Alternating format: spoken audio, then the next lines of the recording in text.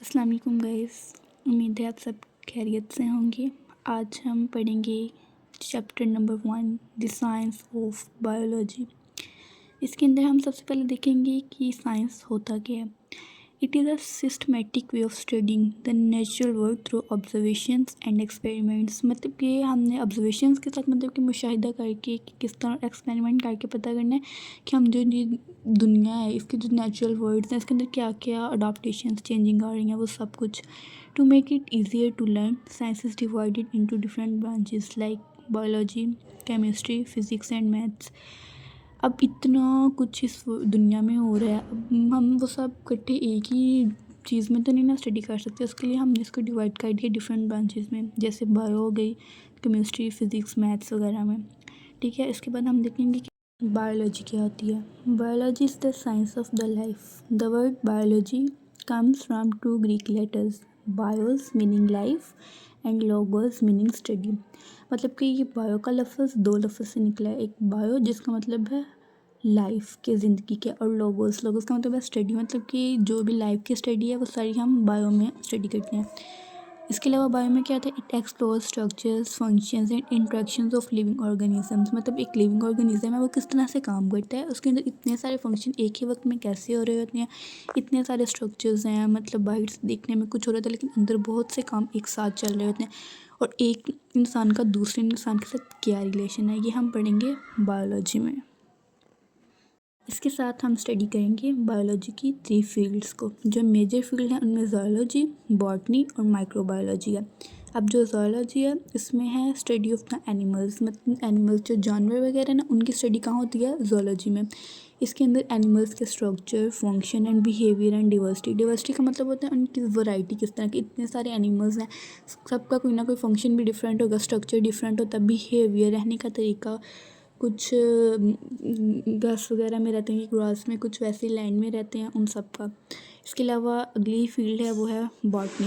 इसमें हम प्लांट्स की स्टडी करते हैं कि प्लांट्स कैसे रहते हैं। It is the study of the plants, there structure, growth, reproduction and interaction with the environment.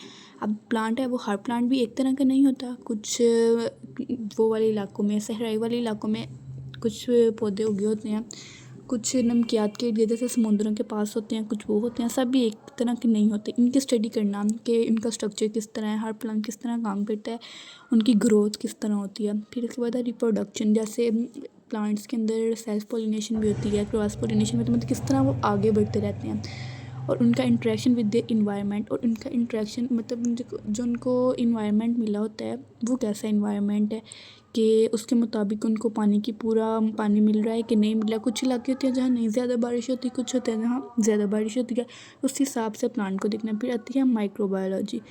Microbiology is the study of organism such as bacteria and microscopic fungi called microbiology. मतलब micro का लफ्ज़ी मतलब ये है small के, छोटे organism की study कहाँ होती है, माइक्रोबायोलॉजी में। बैक्टीरिया एक बहुत ही छोटा ऑर्गेनिज्म है, इसके अलावा माइक्रोस्कोपिक फंजाई भी। It includes the study of structures, functions, habitat, reproduction of microorganisms and their impact on health and environment। मतलब कि इनका ये रहते कहाँ, हैबिटेट कहते हैं, इनका मस्कन क्या है, ये रहते कहाँ है, उनको स्टडी करना। और इसके अलावा इनका रिप्रोडक्शन ऑफ ऑर्गेनिजम्स कि ये किस तरह से जनरेशन टू जनरेशन रिप्रोड्यूस होते हैं और इनकी पॉपुलेशन में इजाफा होता है। And there impact on health and environment. Impact का मतलब होता है असर, तो इनका हेल्थ पे, मतलब कि एक इंसानों की हेल्थ पे, सेहत पे क्या असर हो रहा है, कोई बैड इम्पैक्ट तो नहीं है यहाँ, कोई बेनिफिट वगैरह सब कुछ। और इसके अलावा इनका इन्वायरमेंट पे क्या असर है, कि इन्वायरमेंट के लिए ये अच्छे साबित हो रहे हैं कि नहीं हो रहे, उन सब की स्टडी हम करते हैं माइक्रोबायोलॉजी में। देन इसके बाद आती हैं ब्रांचेस। बायोलॉजी की काफ़ी सारी ब्रांचेस हैं जिनमें से हम कुछ पढ़ेंगे। Morphology. Morphology is the study of the forms and the structures of organisms, outward appearance as well as internal structures. मतलब कि मॉर्फोलॉजी के अंदर हम किस तरह की एक ऑर्गेनिज्म है ना वो बाहर से कैसा दिखता है, देखने वाले को अपीयरेंस, उसकी फिजिकल अपीयरेंस कैसी है। इसके साथ साथ हम उसके अंदर पढ़ते हैं कि इंटरनली तौर पे उस ऑर्गेनिज्म का एक एक ऑर्गन किस तरह का है, वो होता है मॉर्फोलॉजी। इसके बाद आता है anatomy. Anatomy is the study of internal physical structures. Morphology में हम फिजिकल अपीयरेंस को देखते हैं, एनाटमी में आगे इंटरनल जो जो उनके अंदर हो रहा है ना, सारे फंक्शंस, ऑर्गन्स वगैरह, वो सारा एनाटमी में स्टडी होता है। Physiology is the functioning of body parts, के बॉडी के जो पार्ट्स हैं वो किस तरह से आगे फंक्शन करते हैं। हर पार्ट का अलग अलग फंक्शन है। जैसे आप देख सकते हैं कि ब्लड सर्कुलेटरी सिस्टम है हमारे अंदर, वो किस तरह से आप ब्लड को ट्रांसपोर्ट करता है, जहाँ जहाँ ज़रूरत होती है, जहाँ नहीं होती उस टाइम ज़रूरत, वो सब कुछ फिजियोलॉजी की स्टडी में होता है। हिस्टोलॉजी कहते हैं is the microscopic study of tissues, के टिश्यूज़ की स्टडीज़। और टिश्यू बेसिकली क्या है, tissues are the group of the cells, के एक सेल दूसरा सेल मिला तो वो क्या हो गया, टिश्यू बना दिया उन्होंने। और वो टिश्यू जब एक सेल मिलता है दूसरा सेल मिलता है टिश्यू बनता है, तो फिर उनका क्या फंक्शन है, वो एक ही फंक्शन परफॉर्म करते हैं। जैसे आप लोग देख सकते हैं, जैसे टिश्यू जो सा है ना, वो हमारे बॉडी के अंदर जो हमारी कोई बीमारी हो गई या डिजीज़ है, डिजीज़ को डायग्नोस करने में हेल्प देता है। ड्रग स्टडीज़, मतलब ड्रग वगैरह की जो स्टडी है वो टिश्यू के ज़रिए हमें पता लगता है कि अंदर क्या क्या फंक्शंस चल रहे हैं। And understanding organ structure and function, और एक ऑर्गन जैसे डाइजेस्टिव सिस्टम है, हमें पता है उसने फूड को डाइजेस्ट करना, उसकी स्टडीज़ के अंदर होती है। आगे cytology is the study of the cells, study mechanism of the cell division. Cytology में हम बेसिक एक सेल को पढ़ते हैं। जैसे टिश्यू के अंदर सेल होते हैं ना, जो अंदर सेल है ना, उनकी स्टडी साइटोलॉजी के अंदर होती है। और सेल है वो building block of the life है। सेल के बगैर मतलब लाइफ एग्जिस्ट नहीं करती। लिविंग ऑर्गेनिज्म में सेल बेसिक है। ओके, साइटोलॉजी के अंदर हम क्या पढ़ते हैं कि सेल डिवीजन, किस एक सेल दूसरा सेल कैसे डिवाइड होता है, उनकी जो ऑर्गेनेलिज़ हैं सेल्स के अंदर, उनकी जो ऑर्गेनेलिज़ हैं उनकी स्टडी भी साइटोलॉजी में होती है। Molecular biology is the study of biological molecules like carbohydrates, proteins, lipids। ये सारे हमें लिविंग एग्जिस्ट करने के लिए, इनके बगैर मतलब अगर कार्बोहाइड्रेट्स हम नहीं लेते तो हमारा अंदर का इम्यून सिस्टम स्ट्रॉन्ग नहीं रहेगा। प्रोटीन्स भी हमें ये डायरेक्ट तौर पे हम नहीं ले सकते कुछ चीज़ें, लेकिन हम जो फूड खाते हैं ना उसके अंदर ये होती हैं मॉलिक्यूलर बायोलॉजीज, इसलिए इसमें स्टडी होगी इसकी। Process of development of organisms from fertilised egg, मतलब एक ऑर्गेनिज्म है ना वो किस तरह से आगे आगे उसके प्रोसेस, किस तरह से वो एक पूरा ऑर्गेनिज्म नहीं ना बन सकता। अभी वो एक एग से, फर्टिलाइज्ड एग है, उससे वो किस तरह ऑर्गेनिज्म बनता है उसकी स्टडी करती है एम्ब्रियोलॉजी में। In this branch scientist studies tissue and organ formation, के एक टिश्यू है उसको किस तरह से आगे वो ऑर्गन बनता है। सबसे पहले सेल होता है, सेल से फिर टिश्यू, टिश्यू से फिर ऑर्गन, ऐसे सारा कुछ उसकी स्टडी भी होगी इसके अंदर। इसके अलावा हम इसमें पढ़ेंगे आइडेंटिफाई बर्थ डिफेक्ट्स। डिफेक्ट्स का मतलब होता है ख़राबियाँ। जब फर्टिलाइज्ड एग से बच्चा बाहर आया तो फिर हमने देखा कि कैसे आगे आगे उसके अंदर अगर कोई डिफ़ॉल्ट है, कोई डिफेक्ट है तो हमने वो आइडेंटिफाई किया।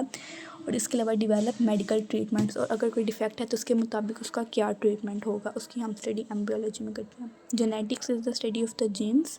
It also study that the cause of the genetic disease. अब हम इसमें अंदर वो वाला डिजीज़ पढ़ते हैं जो जीन्स की वजह से हुआ, मतलब किसी की जीन्स में कोई ख़राबी वगैरह आ गई हो तो वो डिज़ीज़ किस जीन की वजह से डिजीज़ है उसको भी हमने इसके अंदर डायग्नोस करना होता है।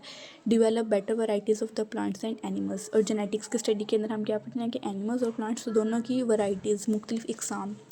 इसके बाद है palaeontology is the study of the fossils. Fossils कहते हैं ये बाकियात जो रह जाते हैं ना, जैसे पुराने ज़माने में क्या फॉसिल्स थे, जो हमने जैसे पढ़ा कि पुराने ज़माने के अंदर डायनासोर्स वगैरह थे।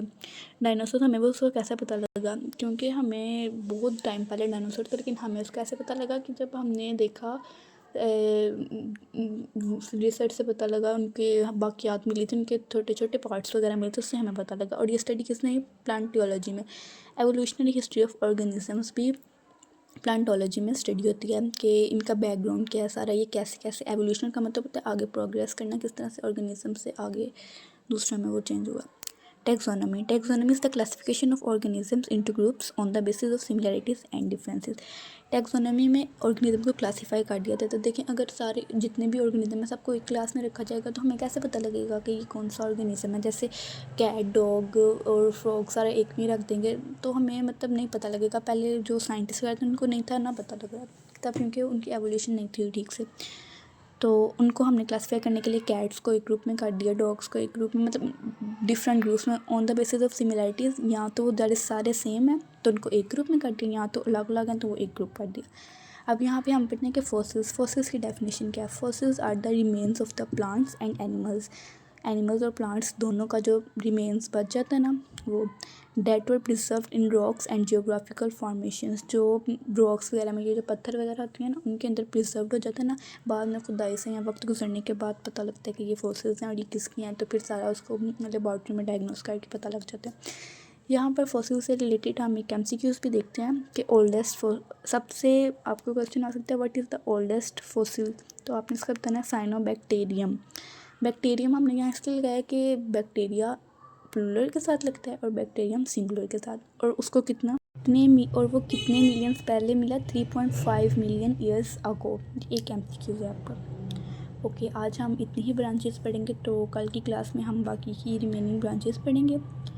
तो तब तक के लिए अल्लाह हाफ़िज़, अपना ख्याल रखिएगा और चैनल को सब्सक्राइब करना ना भूलिएगा।